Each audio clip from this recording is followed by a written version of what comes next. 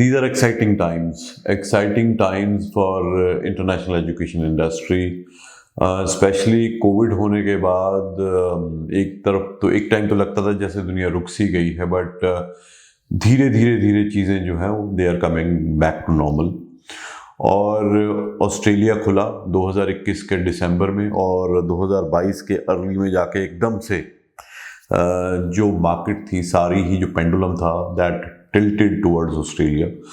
बहुत सारे लोगों ने ऑस्ट्रेलिया में अप्लाई किया, किसी ने वेट सेक्टर में अप्लाई किया, किसी ने हायर एजुकेशन में अप्लाई किया, और अभी भी कर रहे हैं। ऑस्ट्रेलिया इज गोना ग्रो अभी तो। एंड रिसेंटली जैसे आपने देखा कि the free trade agreement FTA has been approved by Australian Parliament, and soon it will be approved by Indian Parliament also. और बहुत सारी चीज़ें जो हैं वो होने वाली हैं, because the other day I was speaking to one of the very big businessman of India who is based out of Delhi. So he was very excited about कि ये जो चीज़ें होने वाली हैं इससे कितना बेनिफिट होगा इंडियन बिजनेसेस को इन एवरी इंडस्ट्री, और ऑस्ट्रेलियन बिजनेसेस को। उनके एक्सपोर्ट्स क्या है, उनके एक्सपोर्ट सबसे बड़ा जो एक्सपोर्ट है वो है इंटरनेशनल एजुकेशन, तो वो भी ग्रो करने वाला है। बट हाँ, अब पहले की तरह नहीं होगा कि जैसे ऑस्ट्रेलिया में होता था कि COE आ गई 99% वीज़ा होता था, वो नहीं है। The visa success rate for Australia specially for higher education will hover around 75 to 80-85%, यानी कि उस हिसाब से चलेगा। अब पीछे आपने देखा होगा बहुत सारे स्टूडेंट्स, जैसा आपने टाइटल भी देखा कि have you been recently refused by Australia, तो ऑब्वियसली ये वो आई अज्यूम करता हूँ कि ये वो लोग देख रहे हैं मेरी वीडियो को, मेजॉरिटी ऑफ देम, जो रिसेंटली ऑस्ट्रेलिया से रिफ्यूज हुए हैं, खुद स्टूडेंट्स या उनकी फैमिलीज, या जिन्होंने ऑस्ट्रेलिया में अप्लाई भी किया हुआ है वो भी शायद देख रहे हैं, जिनका भी कोई डिसीजन नहीं आया। मेरा कोई पर्पज़ उन लोगों को डराने का नहीं है जिनका वीज़ा अभी नहीं आया कि भाई आप ऐसा नहीं है। बट देन ये वीडियो बनाने का एक रीज़न ये भी है कि there are some good news, some good changes happening in Canada also. आपने देखा होगा कोविड में या कोविड के बाद कनाडा की जो प्रोसेसिंग थी that had gone to bad. जो पेंडेंसीज थी ओवरऑल वीज़ा एप्लीकेशंस की, वो तकरीबन 27 लाख तक एप्लीकेशंस पेंडिंग थी, डिफरेंट कैटेगरीज। और जो स्टूडेंट वीज़ा की अगर हम बात करें तो तकरीबन 4 लाख के करीब थी, 3,88,000 समथिंग। उसके बाद एफर्ट्स की कनाडा ने, फिर वो सॉफ्टवेयर की बात हुई जी, सॉफ्टवेयर डिसीजन देता है, बहुत सारी रिफ्यूजल्स भी आई, और दिल लोगों का कहीं ना कहीं टूट सा गया कनाडा को लेके, यार ये क्या कर रहे हैं, बहुत ज़्यादा रिफ्यूजल आ रही। बट देन अभी रिसेंटली जो ट्रेंड है for the last I would say 20-25 दिन का, that has been very positive. I would say the visa has been granted on the profile of the student. No कि ऐसी बहुत अच्छी प्रोफाइल्स को वीज़ा रिफ्यूज़ हो गए, वो अब नहीं है। उसके पीछे एक लॉजिक है, एक थॉट है, जो कि अभी एक रिसेंट G20 की में जो मीटिंग हुई है, जिसमें जो top 20 economies of the world हैं, दे मेट इन इंडोनेशिया। और उससे होते होते I was watching some debates on Indian national channels and some international channels. So they were talking about Canada and its politics, and थोड़ी सी समझने वाली है, हो सकता है तो इस वीडियो को देखना ज़रूर, बिकॉज मैं आपको जो आगे बताने वाला हूँ कहीं ना कहीं जो रिफ्यूज़ हुए हैं कनाडा से उनके लिए, ऑस्ट्रेलिया से उनके लिए भी, या जो अभी अप्लाई नहीं जिन्होंने किया उनके लिए भी बहुत ही इंफॉर्मेटिव न्यूज़ होने वाली है।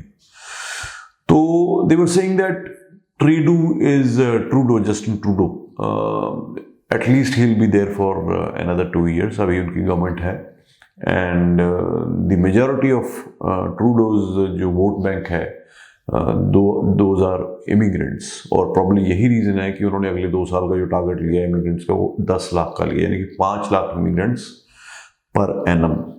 और जितने भी इमिग्रेंट जाते हैं, चाहे वो आज स्टूडेंट जा रहा है, वो चाहे वहाँ पे इमिग्रेंट जाके बनेगा, यानी कि परमानेंट रेजिडेंसी लेगा आज से 4 साल बाद या 5 साल बाद, बट ही और she will be always voting for the liberal government, which is Justin Trudeau's party. तो it's a long term plan. कहीं ना कहीं things were haywire for the last couple of years due to COVID, due to many other things. But now he's been he's focusing very strongly on immigration. And आपने देखा होगा बहुत सारे लोग जो कि बाकी भी वीज़ा अपना चैनल्स को फॉलो करते हैं कि पीछे बहुत ज़्यादा अप्रूवल्स अभी आ रही हैं, बहुत ज़्यादा PPRs आ रही हैं, और हम भी ये चीज़ विटनेस कर रहे हैं। तो आप देखते होंगे हमारी PPRs के बारे में हर दूसरे तीसरे दिन पब्लिश हुआ होता है हमारे इंस्टाग्राम पेज पे। तो अब ये जो 2 साल होने वाले हैं, I think this is the right time for students who are willing to go to Canada to apply. अब बहुत सारे ऐसे स्टूडेंट्स हैं जो ऑस्ट्रेलिया में अभी रिसेंटली रिफ्यूज़ हुए हैं, जिनमें से कुछ ऐसे हैं जिनकी तो प्रोफाइल एक्सेप्शनली गुड थी, बट अनफॉर्चुनेट पार्ट ये है कि अभी रिसेंटली ऑस्ट्रेलिया यूनिवर्सिटीज़ को DHA की तरफ से, डिपार्टमेंट ऑफ होम अफेयर्स की तरफ से एक एडवाइजरी आई है, या किसी तरह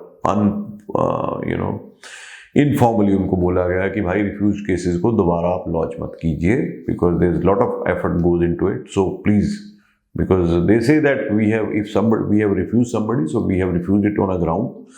जब तक कुछ substantial changes in circumstances नहीं होता, do not accept the case. तो अब वो स्टूडेंट क्या करें?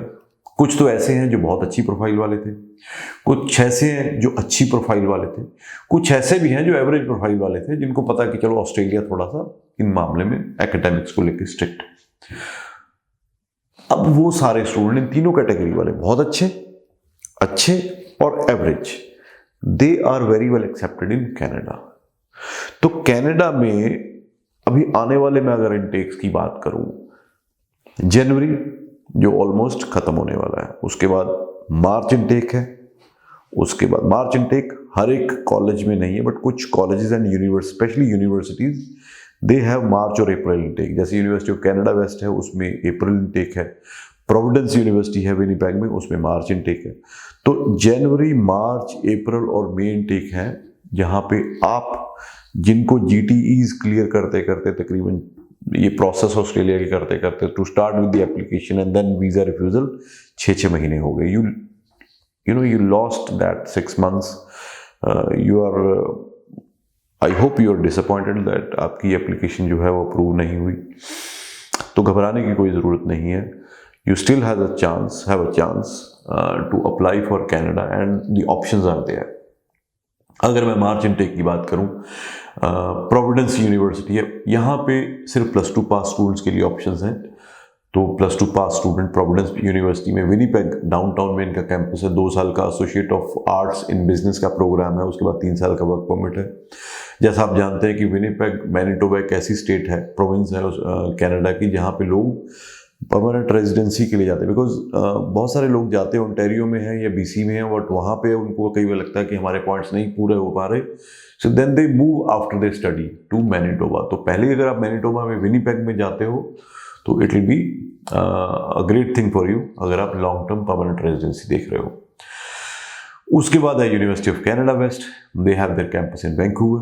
तो कनाडा वेस्ट में आप जा सकते हो अप्रैल इनटेक में, एक बड़ी छोटी सी विंडो है for at least 1 week only January intake के लिए। वो मैं आपको पाथवे प्रोग्राम दूंगा यूनिवर्सिटी ऑफ फ्रेजर वैली के लिए, जो कि मेन कैंपस है एबट्सफोर्ड में। ये आपको पाथवे मिलेगा सरे में। यहाँ पे आप 6 ईच आपके होने चाहिए, PTE में 56 नॉट लेस देन 50 होने चाहिए। यहाँ पे भी +2 पास ही स्टूडेंट चाहिए, या किसी ने डिप्लोमा किया वो भी चलेगा।